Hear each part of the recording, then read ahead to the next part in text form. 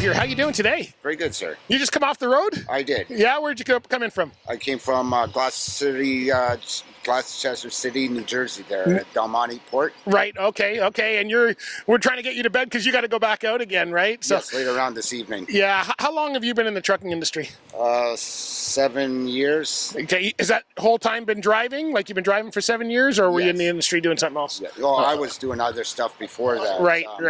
I was a cook by trade. Okay. So I got into that and started driving. Cool. What made you become a truck driver? What made you get into the industry? Well, I had a family member that drove, and when I took some time off, I ended up going for a ride with them and seeing the aspect on, just scenery, driving wise, start asking questions and stuff like that. So the person ended up asking me, why don't you go get your license? We can drive, we can make some good money, we can get our own truck. And so I end up doing it, and here I am now, 7 years later. What do you like the most about the job?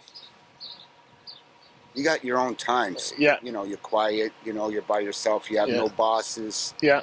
Hovering over top of you. Right. What's the worst part about the job? You can tell me. The winter time, really. Wintertime, weather.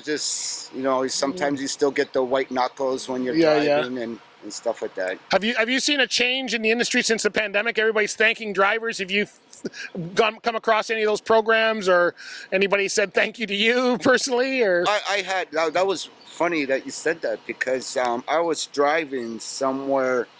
I don't know if it was South Carolina or Pennsylvania, and I was at an intersection, and some guy in a nice little car came up with the top down or sun visor down. He turned around and gave me like thumbs up and nice. Thanks, driver. We appreciate you. Oh, that's good. Hits you here sometimes. Has it changed at any of the receivers or anything like that? Have any of those people like a little nicer to us?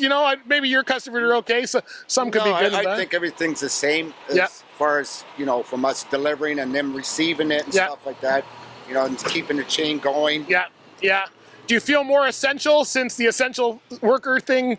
Do you realize, you probably already realize that because you're trucking it, but realizing how important it is to get the load there? It is important for all of us, so this way our families can be fed and stuff that they need to put on their tables and their house. Well, that's good. Well, it's an amazing. You like the rides? Did you get training here as well? Like, were you part of the initial? I went through a different academy. Right. Okay. And I came on here through a help of an agency, and these guys end up training me to become where I'm at today. So, in your mind, what makes a professional driver? What makes somebody? Because there's a lot of guys who are just driving.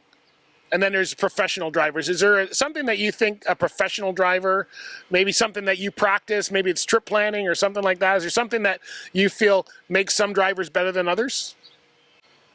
I mean, safety would be one, right? But safety, safety is a big thing.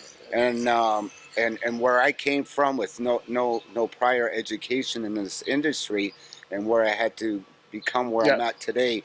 And I see other drivers that was in my same position that struggles and whatever else, and kind of give them that boost and let them know this is the right way, and no, this is not right, because when you go down the road, some things can happen, and then you can be broken down, you can get into problems and stuff like that. Yeah, so that leadership part is huge, right? Yeah. Well, listen, Gino, we'll let you get back to bed because I know you're in between runs. Thank you so much for taking the time today. Appreciate that.